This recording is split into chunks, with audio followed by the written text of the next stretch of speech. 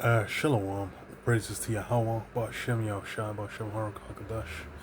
Double honors to the apostles and elders of Great Most Under Rowell, and Shalom to the brothers doing the work Syrian truth. Just kind of wanted to go into, mainly touch on France, but it's kind of been a wave in Europe in the last like 3 to 6 months, let's say, where you've had like a lot of right wing governments coming in, and it's building up a lot of enmity, essentially towards like migration towards EU a bit as well.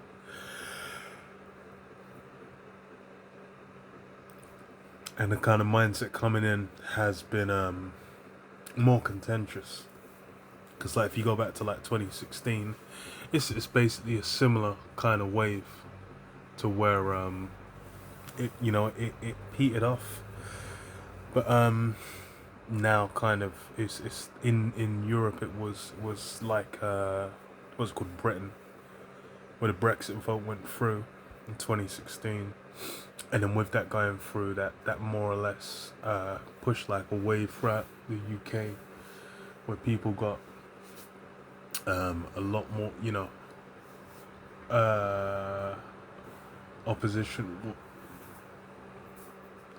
oppositional,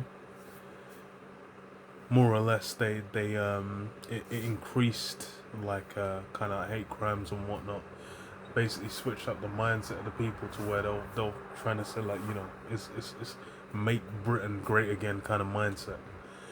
But as as time's gone on, that shit has basically been revealed to be a legendary decimation of where Britain was in the world, where they thought they were. They kind of showed them that Britain don't really have that shine. That's all gone in the bin. So this is on France 24. It says Le Pen's far right party. That's the title, right? Yeah. It says Le Pen's far right party wins first round of French elections as Macron's gamble backfires. So yeah, Emmanuel Macron. He called a snap election. I think he did it after the Le Pen's party. What's it called? National rally. After they won the European elections. I believe he called the snap election. And and now it's been an L. And this is after like the other far right parties that we're mentioning is, I think there was one that was rising up in Norway. They already got in right wing party in Italy. And now you have Germany as well, has had a lot of right wing and like far right parties kind of get building up in popularity, and it's looking like it's a wave where it's multiple different countries are kind of feeding into the vibe. I think part of that is gonna be the Ukraine Russia situation.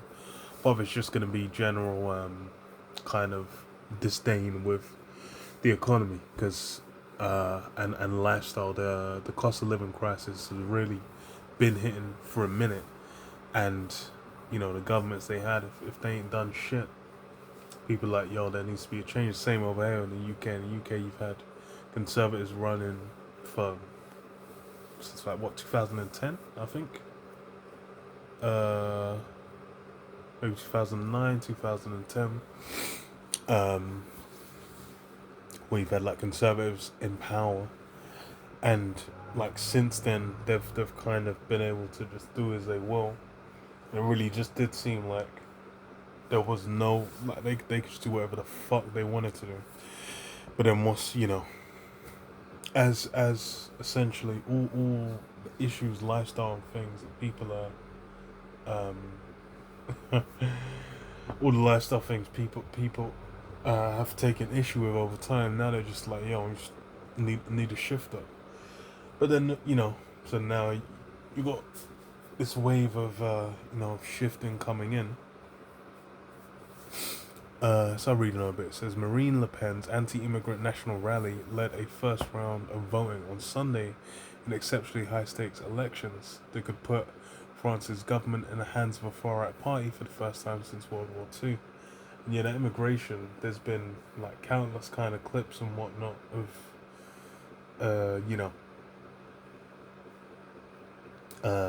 just migrants in Europe kind of going viral, and a lot of them is like uh, from some are coming from conflict zones, but a lot of them are just kind of out here they're just trying to get to the West to make money to build a lifestyle. And a big part of the issue has been, you know, those uh, Muslimics coming over. That's become more and more of a point of contention between like the Western world and like these guys coming over, and that's regardless of kind of the scale of it. It's more the perception that has caught the minds of the people, where they're just kind of looking and dealing with it like, oh, okay, what's going on here? So this is what President Emmanuel Macron's ruling coalition was beaten into third place by a fledgling alliance of the left as the incumbents gamble with a snap election backfire spectacularly. Yeah, so this is 3 weeks after trouncing its rivals in low turnout European polls. Le Pen's national rally confirmed its status as France's leading political force in the first round of legislative elections, marked by the highest turnout in 3 decades. So yeah, they already won the European votes. So now and like they said, it's looking decisive in just a general election. It says Le Pen's camp secured a clear victory, albeit not a decisive one, meaning that the vote's ultimate outcome remains uncertain ahead of a second round of voting on July 7th. Macron, whose decision to call the snap election had stunned friends and foes alike, has urged voters to rally against the far right next Sunday, which is failing spectacularly. So it said National Rally got 33%.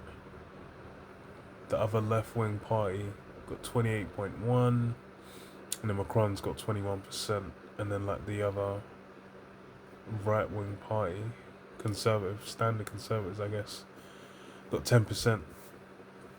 So like they're through. They're all kinds of through. They're decimated, and it's likely going to be a similar vibe with even if they don't win, with like a majority, even if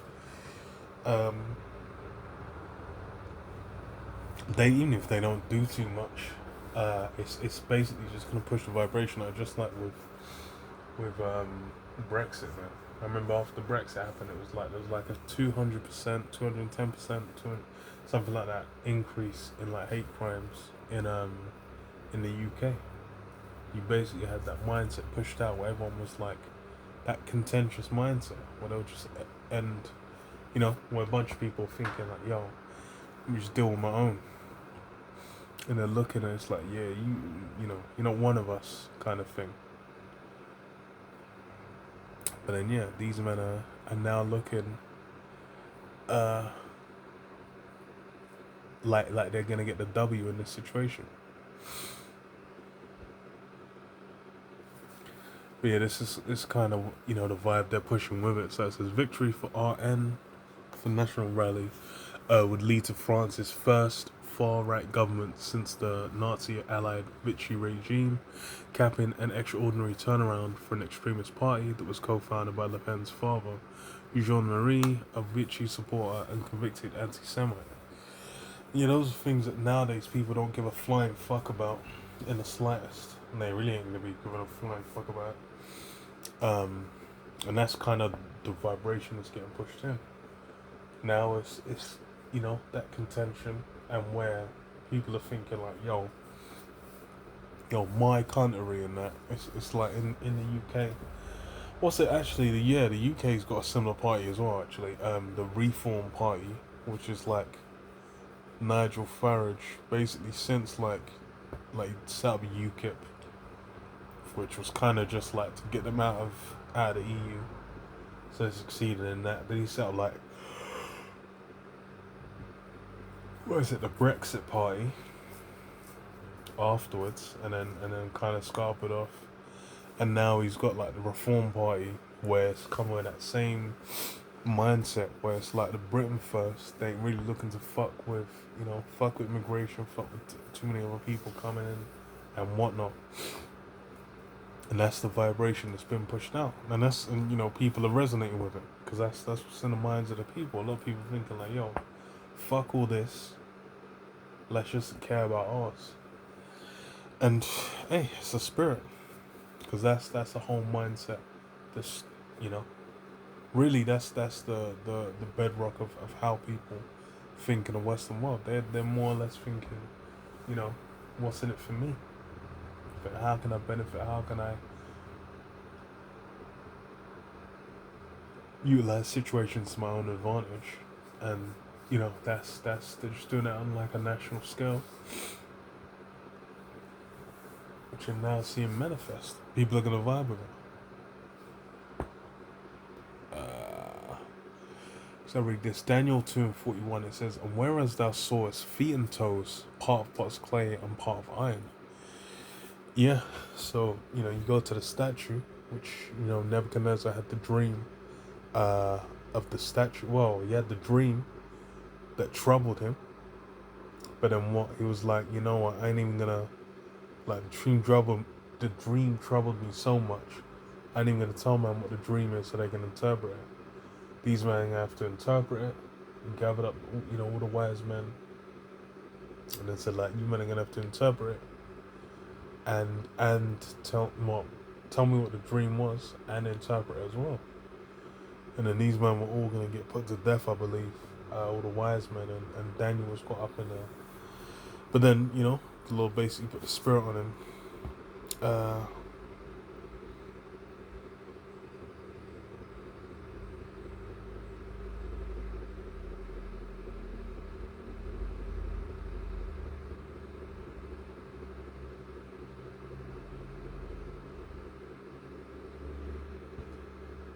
Yeah, they were gonna get put to death.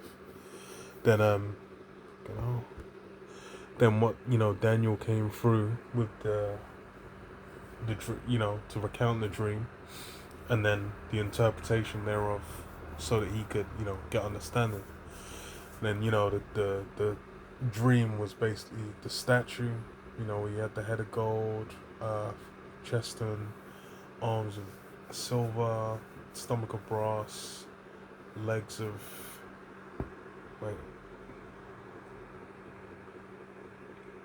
was it legs and feet of iron, and then so belly and thighs of brass, legs of iron, feet of iron, and pot and clay. So you had and that was basically going into the different kingdoms that came through through the process of time, start with from the Babylonians, going down to the Romans, and then New Rome, which we're now, which is basically America, Babylon the Great, and Esau's system, the beast system, Esau's power structure, the EU and NATO. That's the one we're in the midst of now, and that's the Crete. And it's funny because like you got on the blue letter where I have Babylon, the first kingdom, Medio Persia and Greece, Rome. Then when it comes to the toes and of iron and miry clay, they ain't got nothing to say. But then testimony of Yahushua is the spirit of prophecy. You need to be able to break down what it is. It's gotten into the EU and NATO, man. This its power structure of reborn Rome. So it says what, and where is that, verse 41? So Daniel 2:41, and where is thou sawest the feet and toes, part of potter's clay and part of iron, the kingdom shall be divided, but there shall be in it of the strength of the iron, for so much as thou sawest the iron mixed with miry clay. Yeah. So you basically have the kingdom. It'll be divided. So you got all these different kings. You got all these different nations, as they're calling them. But they're not moving as one. They're not basically, you're going to take the Swedish and the Norwegians and they're both going to be saying like, "You're the same people." You're going to take the French and the Germans, even the fucking Spanish and the Portuguese, French and Belgium, where they'll have like very similar languages, very similar history to their countries, but then they ain't even see each other as one. That's a good example. Excellent example is the English and the Irish, man. These guys fuck the English and Irish or English and the Scottish. These guys don't fucking fuck with them whatsoever. To a heavy degree, they don't really like uh, them. On a similar. That's why Scotland's been thinking about trying to get Scotland seeded from the from the UK. But that's how this kingdom functions. You basically have these different heads, and they're separate nations. As what it said, as the toes of the feet were part of iron and part of clay, so the kingdom shall be partly strong and partly broken. And yeah, like they mentioned, they said like, actually no, I think it was in there, but I didn't read it. They said like, France has the second strongest military within the EU. Sorry, the strongest military, second strongest what's it called? Economy. But then the strongest economy is Germany. Germany has that innovation with technology and what do you call it? That strength of their economy. On top of that, what do they also have? Oh well, they're building up their military. They've not had, their military strength built up. Similar with like Japan, where after World War II, they kind of had they had restrictions put on them, but then it's like they've basically had a culture of where they're not building up too much military might. Because why? Other nations look at them sideways and whatnot, and they had to shift up their culture around war, because of what happened during World War II. But then what? That's something that's being built up. So it's you have those that have those fortified positions, but then you have other countries within EU and where they are a lot weaker. Then they're not basically able to pull their weight monetarily, militarily as strongly as Germany can. So as it's saying, as the toes of the feet were part of iron and part of clay, so the kingdom shall be partly strong and partly broken. And yeah, you'll have those that we fortified. You'll have just like France with the military, where they've developed their military, and it's a lot of the strikes that America has done in like the last 5-6 years or so. You'll find like the French fuck with them a lot on that. It's like the British will fuck with them, but it's like the French will fuck with them a lot as well. So militarily, France like to act out. They like to make themselves known on the world stage. That's part of, how they exert themselves. And then, you got the partly broken as well. But it's like even with the UK economy was one point it was a huge force, especially because it was part of Europe. There was a lot of companies that as soon as Brexit went through, they jumped ship. They fucked off out of the UK. They stopped functioning out of the UK. They might have gone to Berlin, might have gone to different regions of Europe to start operating from there, because the benefits of being in the EU for them outweighed just the UK by itself. So you got those where it's the stronger, you got the weaker ones. Like even the Italian economy has been fucked for a long time. Spain as well. That's one that's been decimated. Greece had the back to back crises after like 2008, to where they were getting decimated. There was a lot of the weaker nations within the EU that were getting completely fried, man, completely decimated by those situations that came up, like mainly with the what's called financial crisis. So those things have taken place, and as well, it's like these are now seeping in as points of contention.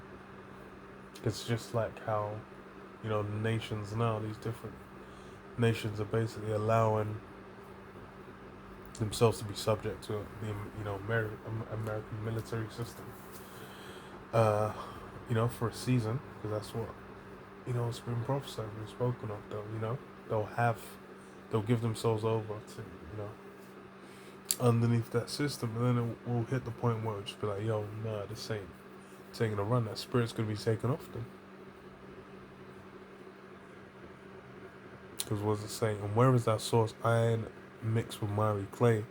They shall mingle themselves with the seed of men, but they shall not cleave one to another, even as iron is not mixed with clay.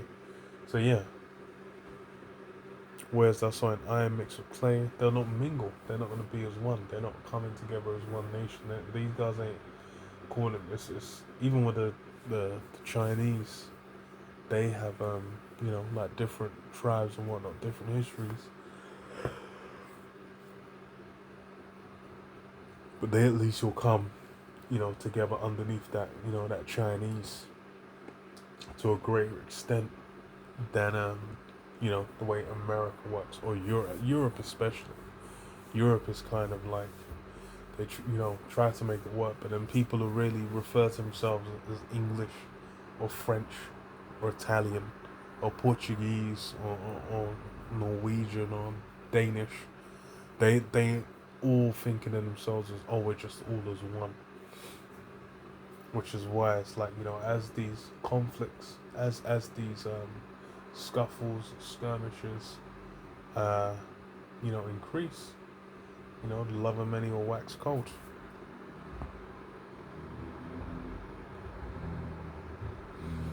Second Ezra 15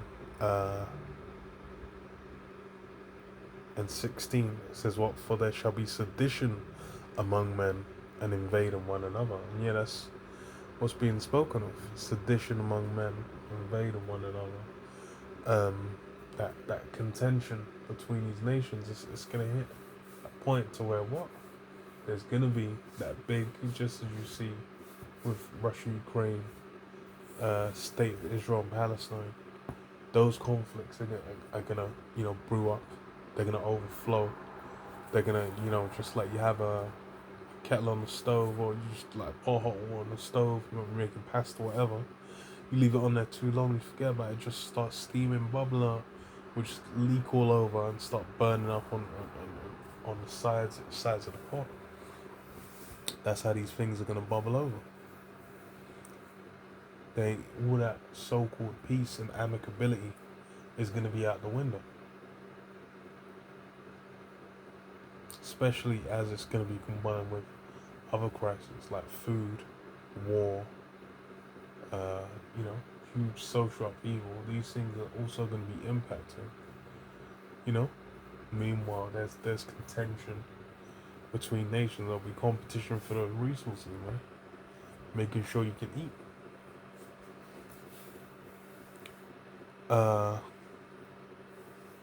And invading one another, they shall not regard their kings nor princes, and the course of their actions shall stand in their power. So yeah, they'll not regard their kings or princes, they'll basically take actions as they so please. You might have someone saying like, oh, don't do this, don't cross this line,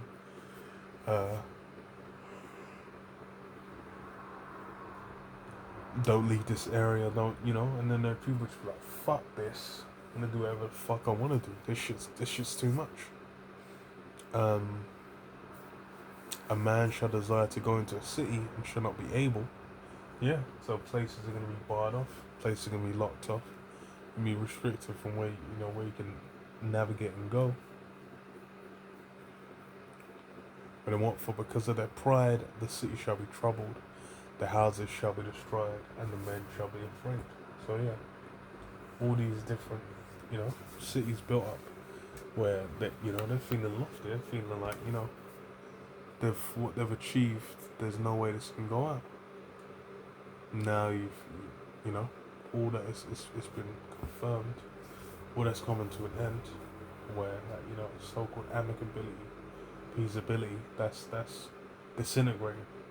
It's getting contentious. It's staying contentious.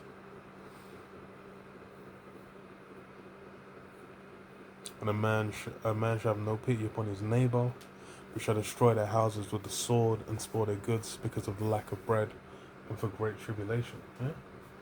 It's gonna just go down to violence and on a person and on a nation level as well. They should be like, hey yo, fuck these guys. Then they're gonna link up against America anyhow. So that's it. The word's gone out. But yeah, I'll leave it there. Shalom. Shalom.